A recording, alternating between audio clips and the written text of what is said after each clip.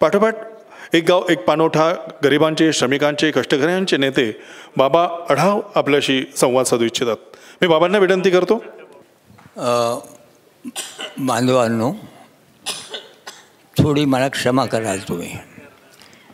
मी समारंभाचे जे प्रमुख आहेत त्यांना अगोदरच सांगितलं होतं की जरा अध्यक्ष नात्याने मला थोडंसं प्रास्ताविक करायचं आहे.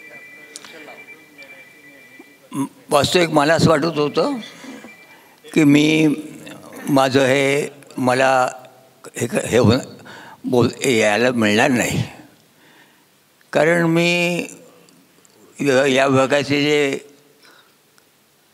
कमिशनर आहेत, विभागीय कमिशनर, यांच्या कार्यालयासमोर गेले आठवडाभर आम्ही धरणं धरलेलं आहे आणि आमचं गारणं मांडतो आहोत. गारणं सरळ आहे. मी ज्या आयुष्यात माथाडी कायद्याच्याबद्दल करत राहिलो, त्या कायद्याला सरकारने गुंडाळायचं ठरवलं आहे. पवारांच्याबरोबर मी बोललेलं आहे, असं झालेलं आहे. मी त्याच्यावर फार बोलत नाही, तो विषय स्वतंत्र आहे. पण माझा मुद्दा असा होता की आज मला येणार नाही असं मला वाटत होतं. म्हणून मी आल्याबरोबर पहिल्यांदा सांगितलं की थोडंसं मला सुरुवातीला अध्यक्षीय प्रास्ताविक मला 2-3-5 मिनटाकरता करायला परवानगी द्या. बांधवांनो, मी जर कमिशनरच्या कचेरीसमोर बसलो आहे त्यामुळे 2-3 प्रश्न होते. एक माथाडी कायदा गुंडाळण्याचा सरकारने जो घाट घातला आहे तो कसा होता, तसं या पुण्यामध्ये कागदपत्र गोळा करणाऱ्या महिला आहेत, या महिलांच्यामुळे त्याला बक्षीस मिळू शकलं नाही पुण्याला वगैरे, अशा तऱ्हेचा एक आरोप होऊन त्यांच्याकरताही बसलो होतो.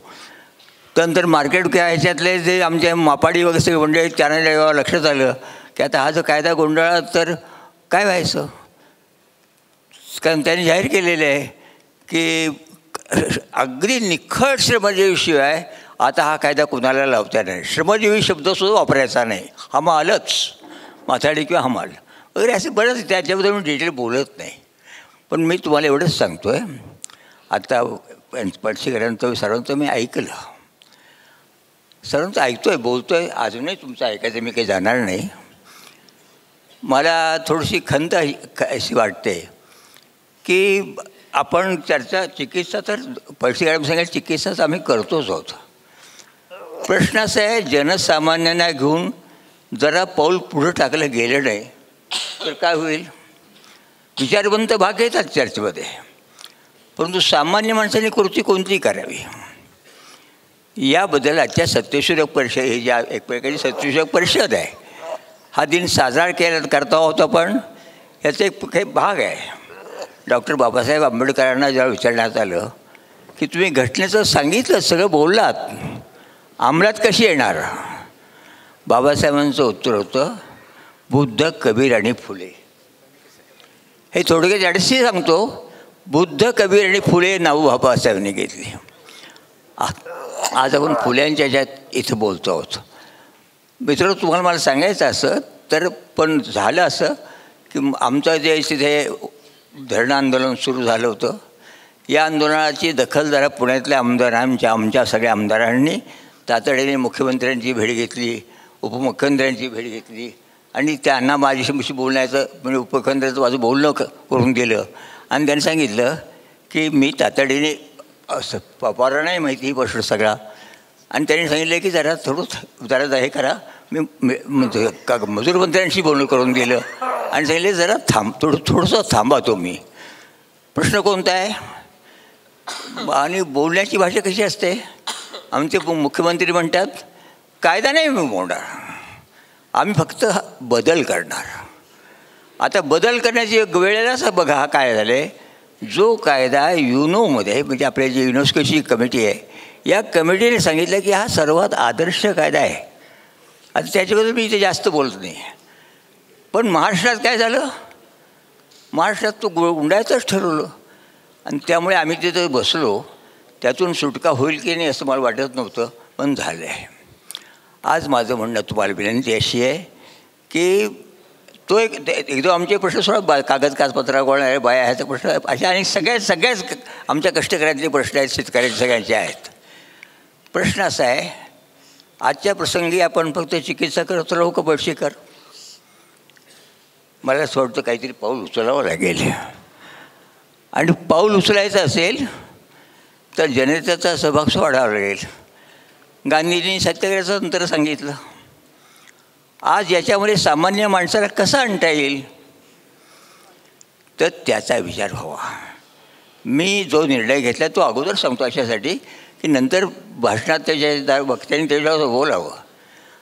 मी असं म्हणतो, येत्या 2 ऑक्टोबरला महात्मा गांधींची जयंती आहे. शिवाय दशहरा पण आहे. शिवाजी महाराजांचे तो त्या दिवशी एक आठवण आहे.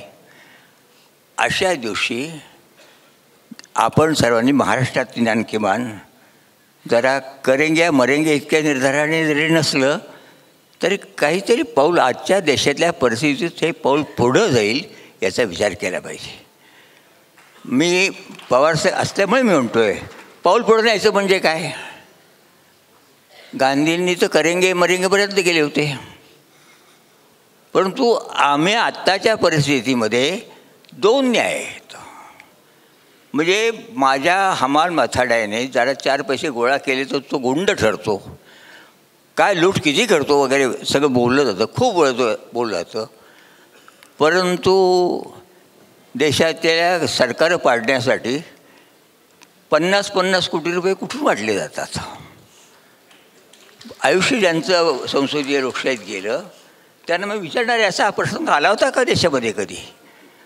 आणि त्याबद्दल ते स्वतःची पाठ थोपटून घेतात. ते असं म्हणतात की माझ्या आयुष्यात 2 कामं मी केली, 2 मोठे राजकीय पक्ष फोडले आणि सरकारही उलथवलं. हे आव्हान जबरदस्त आव्हान दिले आहे. हे आव्हान स्वीकारण्याची चर्चा विचारवंतांच्यापासून सर्वांपासून झाली पाहिजे ना. म्हणजे हमालाने 4 पैसे मिळवले तर तो गुंड ठरतो आणि राजकारणामध्ये एवढ्या मोठ्या पैशांचा आपण काय करतो काय? अशी एक विसंगती खूप तयार झालेली आहे. तर मला अध्यक्ष भाषण मी नंतर करीन, पण पवारसाहेब आहेत आणि आपणही सगळी मंडळी आहात. मला असं वाटतं की करेंगे मरेंगे गांधी म्हणाले तिथपर्यंत जायचं की नाही वगैरे विचार करा. परंतु अध्यक्ष मला केले म्हणून मी सांगतो, ज्याची मी संधी घेतो, मला माफ करा त्याबद्दल. मी असं ठरवलं मनात आणतो आहे की येत्या 2 ऑक्टोबरला देशभर आत्ताचे हे जे चाललं आहे, विशेषतः महाराष्ट्रामध्ये हे जे चाललं आहे 50-50 कोटी सगळं, आणि त्याची काही चौकशी होत नाही. भ्रष्टाचाराबद्दल आम्ही बोलतो, हे कुठून आणले पैसे वगैरे काही होत नाही आहे. तर या 2 ऑक्टोबरला माझ्यासारख्या माणसाला असं वाटतं की पुण्यासारख्या शहरात किंवा महाराष्ट्रात सुरुवात करून बघायचं आहे, पुण्यासारख्या शहरात 5 ठिकाणी दिवसभर जाऊन लोकांशी बोलायचं आणि लोकांना सांगायचं तुमचं मत नोंदवा. हे चालू द्यायचं का सत्याग्रह करायचा? अशा तऱ्हेचा एक जनकार्यक्रम देण्याचा प्रयत्न झाला पाहिजे. एरवी नाहीतर काय दिन साजरे होतात. आता सत्यक्षमाचं हे आज सकाळ त्याच्यापेक्षा गंमत अशी की मला आज कोणता निरोप तिथे येऊन मला लोक सांगतात की या आजच्या पंतप्रधानांना बोलता येईल असं जरा काहीतरी बाबा सांगा ना काहीतरी. आता मी काय सांगू, मला मग आता मी ते असं बोलणं बरं नाही. काय असेल ते असो. माझं म्हणणं आहे की बांधवांनो, अध्यक्षानंतर मी शेवटनंतर बोल मला काय बोलायचं ते. आत्ताच्या आधीच्या वक्त्यांनंतर पुढच्या वक्त्यांना मी विनंती करीन की जरा काहीतरी ॲक्शन घेण्याची वेळ आलेली आहे. निवडणुकीबद्दलचा बाजा वाजतो आहे. काय चाललं आहे बघितलं होतं तुम्ही? अगदी इतकं वाईट वाटतं की काय सगळं सिद्ध होतं काहीच नाही. आणि तुम्ही आमच्याकडून नीतीची अपेक्षा करता, गरीब माणसांच्याकडून एक एक गोष्ट म्हणजे कागद कचरा गोळा करायला म्युन्सिपाल्टी पगार देणार नाही.